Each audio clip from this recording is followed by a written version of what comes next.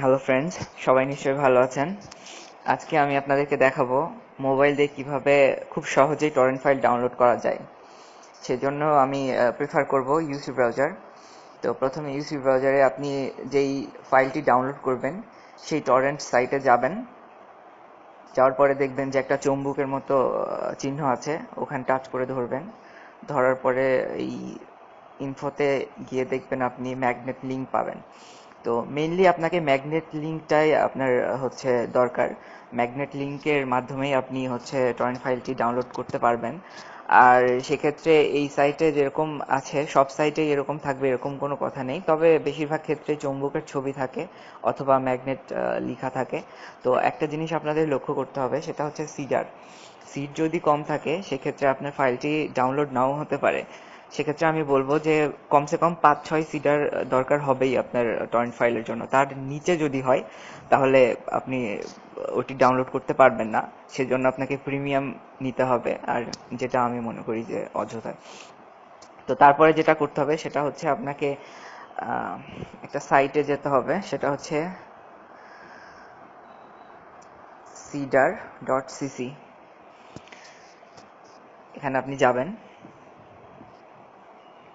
যাওয়ার পরে আপনি আপনার ফেসবুক দিয়ে লগ ইন করবেন।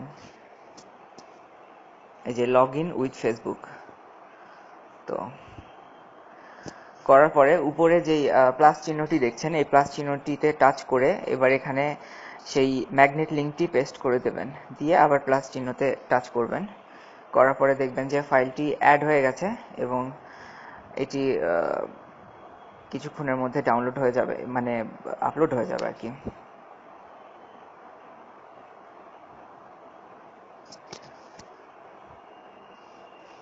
তো আমরা দেখি, এবং এটা অলরেডি আপলোড হয়ে গেছে এই সাইটে। এবারে এখান থেকে আপনি চাইলে জিপ ফাইলও ডাউনলোড করতে পারবেন, চাইলে জিপের ভেতরে ঢুকে যেই ইয়েটা থাকবে সেটাও ডাউনলোড করতে পারবেন। এই যে ডাউনলোড, সরি,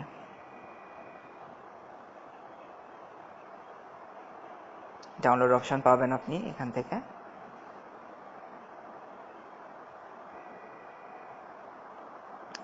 এই যে এভাবে এভাবে আপনি টরেন্ট ফাইলটি খুব সহজেই ডাউনলোড করতে পারবেন।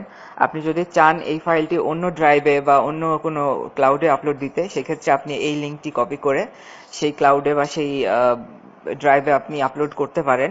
তবে আমার মনে হয় না খুব একটা দরকার হবে, কারণ এই সাইটটি এত ভালো যে এখান থেকে আপনার নেট প্রোভাইডার যেই সর্বোচ্চ স্পিডটি দেয় সেই স্পিডটি আপনি পাবেন, মানে এটার কোনো লিমিট নেই স্পিডের। সুতরাং আপনি এই পুরো স্পিডে, আপনি ফুল স্পিডে এবং রিজিউম করে আপনি ডাউনলোড করতে পারবেন।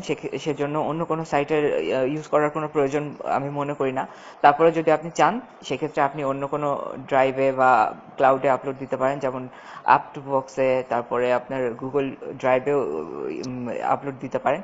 তো যাই হোক, এটি খুব সহজে আপনি চাইলে আপনার টরেন্ট ফাইলটি ডাউনলোড করতে পারেন। আর এটাই আমার ছিল আজকের টিউটোরিয়াল। সবাই ভালো থাকবেন, আর কিছু বুঝতে না পারলে ডেফিনেটলি আমাকে জিজ্ঞেস করতে পারেন।